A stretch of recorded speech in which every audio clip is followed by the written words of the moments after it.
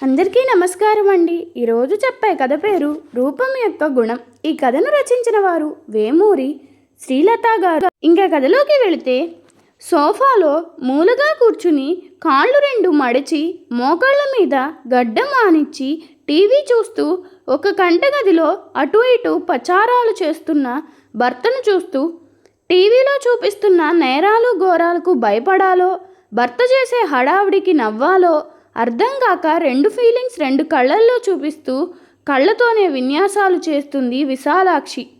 విశాలాక్షి పేరుకు తగ్గట్టే చెంపకు చారుడు కళ్ళతో, నిమ్మపండు ఛాయలో ఒత్తైన జడ, వయసు 40 దాటిన దర్జీ ప్లస్ లాగా దిట్టంగా కనబడుతుంది. గడుసుగా కనిపించే అతి తెలివినిలా అమాయకురాలనే చెప్పొచ్చు. విశాల్ భర్త గోపాల్ కొంచెం అతి జాగ్రత్త మనిషనే చెప్పాలి. అమ్మోరిలాగా ఎప్పుడు పండుగ రోజు తయారైనట్లు అవ్వాలా, అదేంటి అంటే ఇంటి ఇల్లాలు మహాలక్ష్మిలాగా ఉండాలి అంటూ దీర్ఘాలు ఒకటి. ఈ మధ్య దానికి తోడు మెడలో పుస్తల తాడు కాక 2 పేటల గొలుసు ఒకటి. ఏమన్నా అంటే మా అమ్మమ్మ గుర్తు అంటూ సాగదీస్తావు. చెబితే అర్థం చేసుకోవే. ఇప్పుడు లోకం ఎలా ఉంది? 10 ఏళ్ల పిల్ల లేదు, 60 ఏళ్ల ముసలమ్మ లేదు, ఎవరిని వదలడం లేదు. బంగారం కోసమైతే ఏకంగా కాలింగ్ బెల్ కొట్టి మరీ ఇళ్లల్లోకి వచ్చి ఒంటరి ఆడవాళ్లను దోచుకుపోతున్నారు. నువ్వు మెడ నిండా అలా దిగేసుకోవుడు మాత్రం మానవు. అంతా నా కర్మ అంటూ వెత్తి కొట్టుకున్నాడు గోపాల్. నేనేం చేశాను? నేనెప్పుడూ ఇలాగే ఉంటాను కదా. మూతి తిప్పింది విశాలు.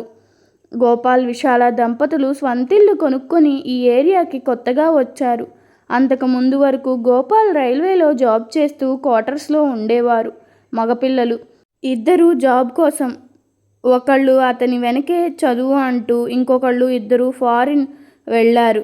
ఇంకా పిల్లలకి పెళ్ళిళ్ళు చేయాల్సిన బాధ్యతలు ఉన్నాయి. ఇంతలో గోపాల్ మైల్డ్ హార్ట్ స్ట్రోక్ రావడంతో భయపడి భార్యా పిల్లలు వద్దంటున్న వాలంటరీ రిటైర్మెంట్ తీసుకున్నాడు. ఇక భార్యాభర్తలిద్దరూ అంతకుముందే కొనుక్కుని ఉన్న ఇంట్లోకి షిఫ్ట్ అయిపోయారు. ఇక్కడికి వచ్చిన దగ్గరికి 6 నెలలు దాటుతుంది. హార్ట్ బాగ్ భయంతో పాటు రోడ్డు మీదకు వెళ్తే ఎక్కడ యాక్సిడెంట్ అవుతుందోనన్న ఫోబియా ఒకటి జత అయ్యింది. అందుకే ఉదయం వాకింగ్కి తప్పితే బయటికి కదలడు గోపాల్. ఇప్పటిదాకా భర్త పిల్లలు వాళ్ళకే వంట, క్యారేజీలు అంటూ ఇంటి పనితోనే సతమతమయ్యే విశాలకి పిల్లలు వెళ్ళిపోవడంతో భర్త రిటైర్మెంట్తో పని తగ్గి ఖాళీగా ఉంటుంది. అందులోనూ ఇక భర్త ఇల్లు కదలకపోవడంతో చక్కగా రెడీ అయ్యి ఉదయం గుడికి, తరువాత సరుకులు అని సాయంత్రం అయ్యేసరికి కూరగాయలు, పార్క్ అంటూ చక్కగా కాలక్షేపం చెయ్యసాగింది. ఇక నచ్చిన ఇక్కడి దగ్గరగా 2 నెలల నుండి చూస్తోంది. అతని వయసు 40-45 ఏళ్ళు ఉండొచ్చు. ఎప్పుడూ నైట్ ఫ్యాన్ టీషర్టు, అస్తవ్యస్తంగా ఉండే జుట్టు, రఫ్గా ఉన్న మీసాలు, గడ్డం చూడగానే కొంచెం దడుపుగా ఉండే హైటు వెయిటు. అంతకుముందు ఎప్పటి నుండి ఫాలో అవుతున్నాడో గమనించలేదు. మొదట్లో తను పొరపాటు పడుతుందేమో, అతని ఇల్లు కూడా ఇక్కడేనేమో అనుకుని ఊరుకుంది. తరువాత తాను ఇంట్లోకి వచ్చిన తరువాత అతను వెనక్కు తిరగడం చూసి అతని ఇల్లు ఇక్కడ కాదని అర్థం చేసుకుంది. అసలే భర్త భయస్థుడు, తమది అద్దిల్లు కూడా కాదు మారిపోవడానికి. చూద్దామని ఊరుకుంది. తాను ఎప్పుడు ఏ సమయంలో ఎక్కడికి బయలుదేరినా ఏ సందులో నుండి వస్తాడో తెలియదు. 5 నిమిషాల్లో వెనక హాజరైపోతాడు. తన వెనకే 5-6 అడుగుల దూరంలో వస్తాడు. తాను ఇంటికి వెళ్ళగానే వెళ్ళిపోతాడు. ఎవరినైనా పిలిచి అల్లరి చేద్దామంటే ఇంతవరకు ఎప్పుడూ పలకరించడానికి కూడా ప్రయత్నించలేదు. ఇక ఇన్ని రోజుల నుండి చూసి ఏదో సొల్యూషన్ వెతకడానికని తప్పక భర్తకి చెప్పింది. దానికోసమే ఇప్పుడు భార్య మీద ఎగిరెగిరి పడుతున్నాడు గోపాల్. అందుకే మీరే బయటికి వెళ్ళి అన్నీ తీసుకురండి, నేను ఇక బయటకే వెళ్ళను, నేను ఇలాగే ఉంటాను, అంతేకాని చక్కగా తయారవ్వకుండా దేబ్యమొహం వేసుకుని నేను చచ్చిన ఉండను అంటూ భర్త మీద గయ్యమని లేచింది విశాలాక్షి. భార్య తనని బయటకు వెళ్ళమని అరిచేసరికి కొంచెం భయపడి వెనక్కి తగ్గాడు గోపాల్. సర్లే, నా స్నేహితుడు భూషణం తెలుసు కదా, అతను ఇక్కడికి దగ్గరే, ఇక్కడ అతనికి మంచి పేరు కూడా ఉంది.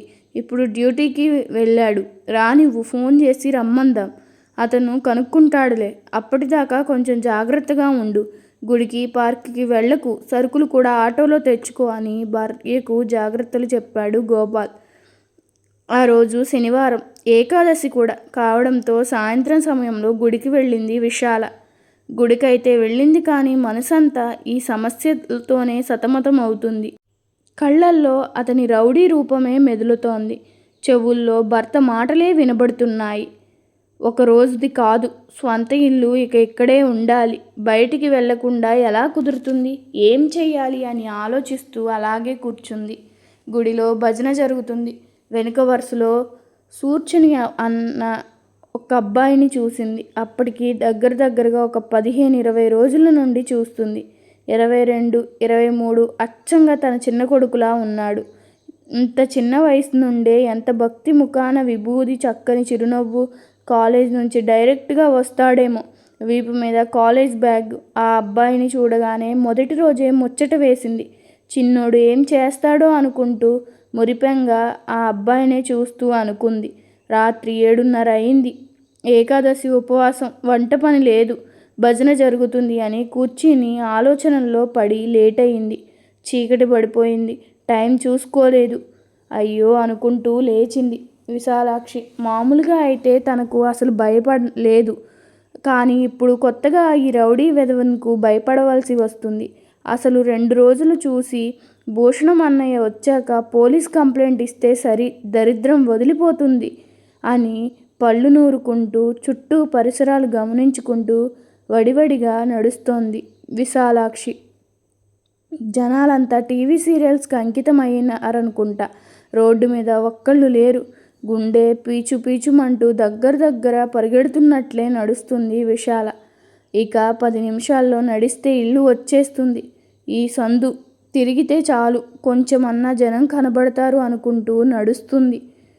ఇంతలో వెనకాలే అడుగుల చప్పుడు అయ్యింది. అంతే, పై ప్రాణాలు పైనే పోయాయి.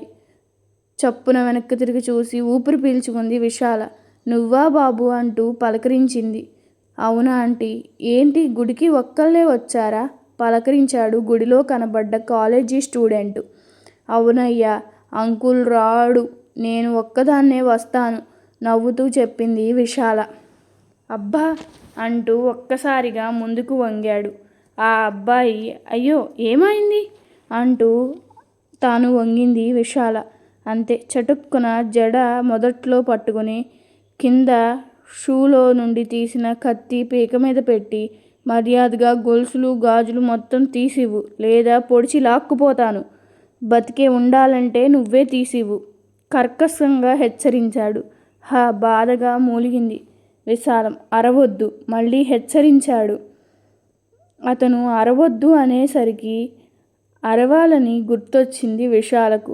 దొంగ దొంగ గట్టిగా అరిచి అతని చెయ్యి పట్టుకుని కొరకబోయింది. జుట్టు పట్టుకుని గట్టిగా వెనక్కి గుంజాడు. అమ్మా అంటూ వెనక్కి పడిపోయింది విశాల. అతను చెయ్యి పట్టుకుని గాజులు లాగడానికి ప్రయత్నిస్తున్నాడు. చెయ్యి పట్టుకున్నవాడు కాస్త అబ్బా అంటూ పక్కకి ఒరిగిపోయాడు.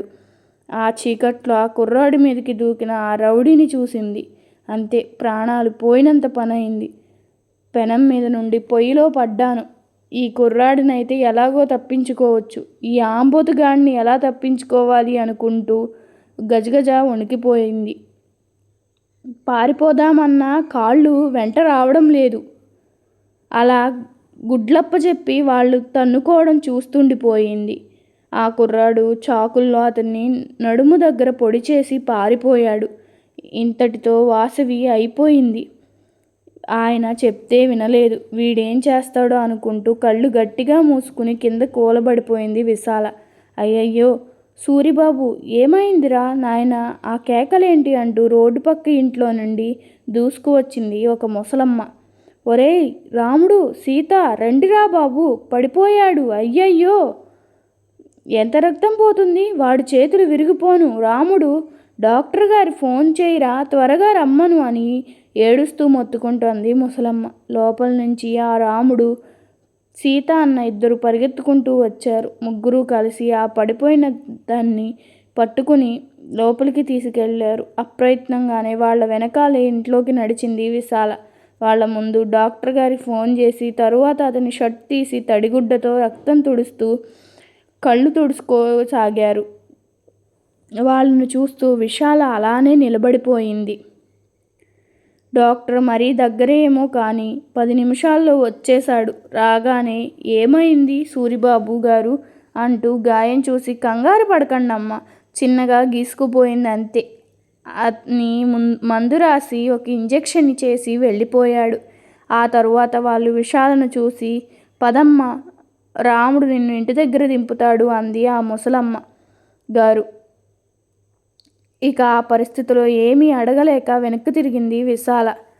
ఇంటికి వచ్చి పడుకున్నా కానీ అతని మీద వాళ్ళు చూపించిన ప్రేమానురాగాలే గుర్తొస్తున్నాయి. అతను చూస్తే అంత రౌడీలాగా ఉన్నాడు. వాళ్ళకి ఏమవుతాడో, అతనుకు ఈరోజు ఎంత పెద్ద ప్రమాదం తప్పిందో. రేపటి నుంచి చీకటి పడ్డాక బయటికి వెళ్ళకూడదు, అయినా భర్తకి చెప్పకూడదు, ఇక టెన్షన్ పడతారు అనుకుంటూ కళ్ళు మూసుకుంది విశాల. మరుసటి రోజు మధ్యాహ్నం ఆ ముసలమ్మగారి ఇంటికి బయలుదేరింది విశాల. ఇంట్లో అడుగుపెట్టిన విశాలను చూసి సాదరంగా ఆహ్వానించింది మా అమ్మగారు. ఆయనకు ఎలా ఉంది? నా వల్లనే దెబ్బ తగిలింది మెల్లగా అడిగింది విశాల. పర్వాలేదమ్మా అంది మా అమ్మగారు. 2 నెలల నుండి మీ సూరిబాబును చూస్తున్నాను మా అమ్మగారు. ఆయన మీకేమవుతారు? ఆయన ఏం చెయ్యరా? ఎక్కువగా రోడ్డు మీదే కనబడతారు అడగలేక అడిగింది విశాల. నా కొడుకేనమ్మా, కళ్ళు ఒత్తుకుంది మా అమ్మగారు. అదిగో ఆ గోడ మీద ఫోటో చూడు, నా కూతురు. చెల్లెలంటే వాడికి పంచ ప్రాణాలు. చక్కగా ఎప్పుడూ కళకళలాడుతూ అలంకరించుకుని మహాలక్ష్మిలా ఉండేది.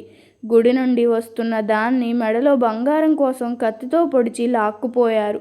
ఆ కత్తిపోట్లు గట్టిగా తగిలి గాయాలు సెప్టిక్ అయి చనిపోయింది.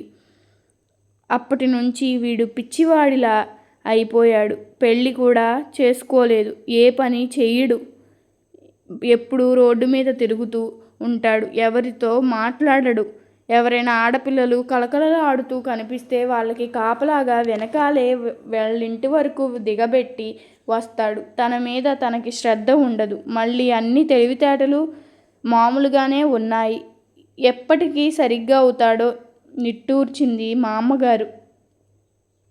తాను రూపాన్ని చూసి గుణాన్ని ఎంత తప్పుగా అంచనా వేసిందో అర్థం చేసుకుని మనసులోనే అతనికి క్షమాపణలు చెప్పుకుంది విశాల. కథ మీకు నచ్చినట్లయితే నా ఛానల్ను సబ్స్క్రైబ్ చేసుకోండి. అలాగే మీ అభిప్రాయాన్ని కామెంట్ రూపంలో తెలపండి. ధన్యవాదములు.